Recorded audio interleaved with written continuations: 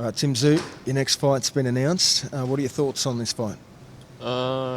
Interesting. It'll be an interesting fight. It's like a dog versus dog. Two pit bulls going at it. So, yeah, it'll be less strategic, more physical.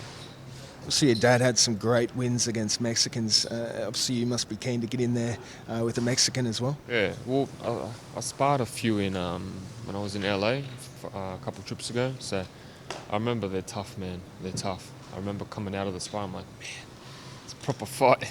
Proper fight. There's some of these other styles. They're more strategic. You gotta be smart. Try to figure them out. This one's gonna be all hell break loose. You know about Akamba. Obviously, he's been there with Errol and Fondora. He's been at the top level, challenging. Yeah. What do you know about his career?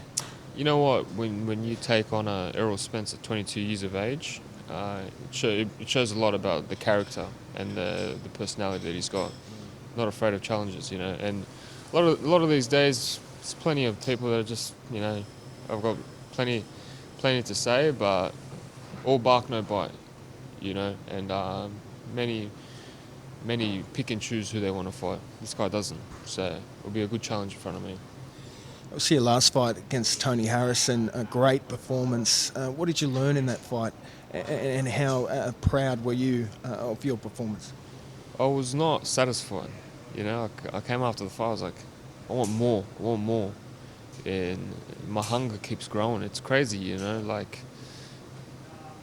I keep wanting more. I keep wanting more. I keep looking forward to the future. I keep on ticking off bucket list moments. I learned the fact that you got to enjoy what you're doing. You got to enjoy what you're doing. This is a lifestyle for me. I live and breathe it. I'm all in. Train, fight, relax. Train, fight, relax, and that's how it's going to be.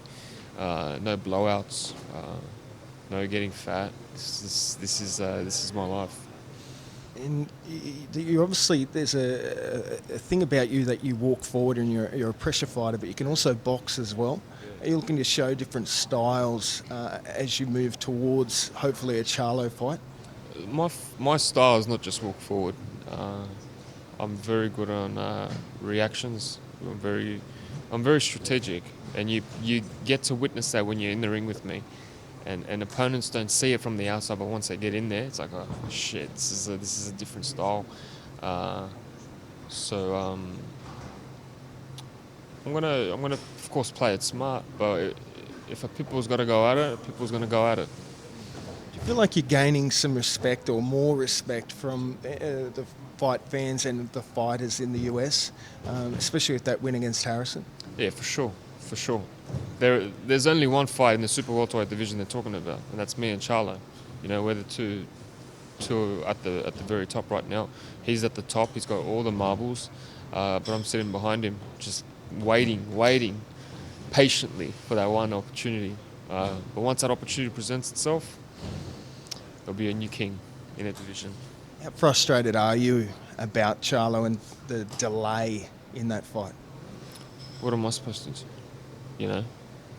It's not up to me. It's if his hands hurt, his hands hurt. I've got no comment. Make sure he recovers 100%. Set up at the press conference that he's been out and about, and it doesn't look like he's in hard training or taking the fight seriously. What do you read into that? The decline of the Charlo. Yeah, the fall and the rise of someone new. So that fight, hopefully towards the back end of this year? I'll get him at the end of the year. I'll get him. There'll be a new king in the division. Now, I heard earlier you watched Tank versus Ryan Garcia. Your thoughts on that fight? Strategic by Tank. Once he got hit, Garcia, once he got hit, everything changed. If he kept that I know that he needed to be a dog in there, ruthless, just the way Pitbull Cruz was with Tank. You got to have that type of style to trouble Tank. But once he got hit with that dynamite, game over. Tank was in control the whole time. Another big fight coming up, Haney versus Lomachenko. Any thoughts on that one? I think Haney wins. I think, first of all, I think Loma is past his prime. I think he's, again, young and hungry. The Haney is, just keep him on distance, jab, just won't let him get inside. He's probably too big. How excited are you moving forward to, say, get over to the US and really have some consistent fights over there and sort of immerse yourself in that scene? It's going to be mad, man. It's going to be mad. It's going to be good.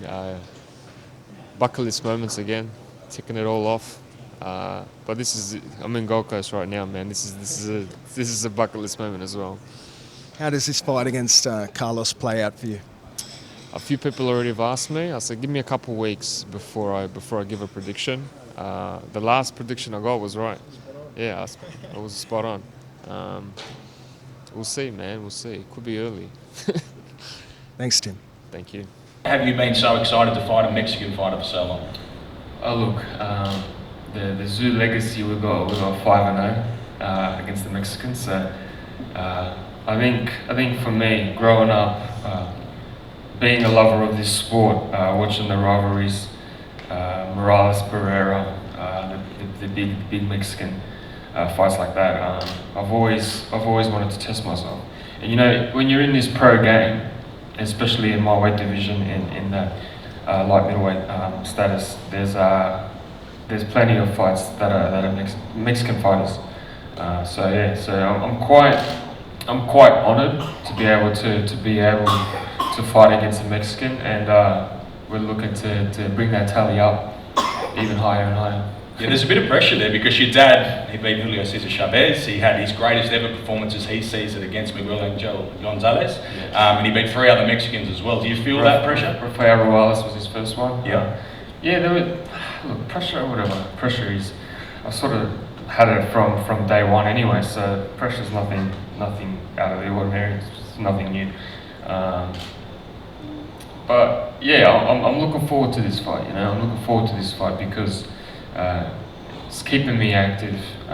It's bringing me against a style it's like a brick wall, you know. You can punch that and it's not going to fall, you know. So it's going to be a tough task. So hopefully my hands are ready. You talk about that style of the Mexican Carlos Ocampo. You know what he's going to do. He's going to be in front of you. He wants to go to war. Is there a chance we see Mexican style out of Tszyu? You know how I am. I don't move back. And every fight I've had, I've never taken one step back. Maybe on the occasion, but usually I'm always up with the pressure. But yeah, this is we'll see what happens. You know, this is the style we're just going to clash. It's going to be a standoff, you know, and we'll see who takes the first back step.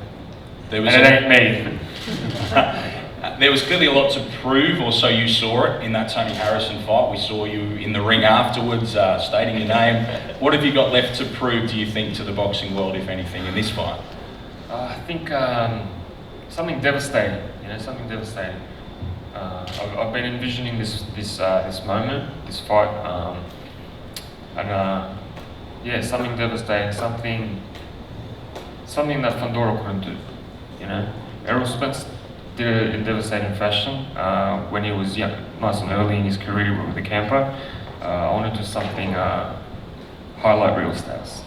Do you have any message for Jermell Charlo? Because clearly that's the man you want to be fighting now, but that's not the case.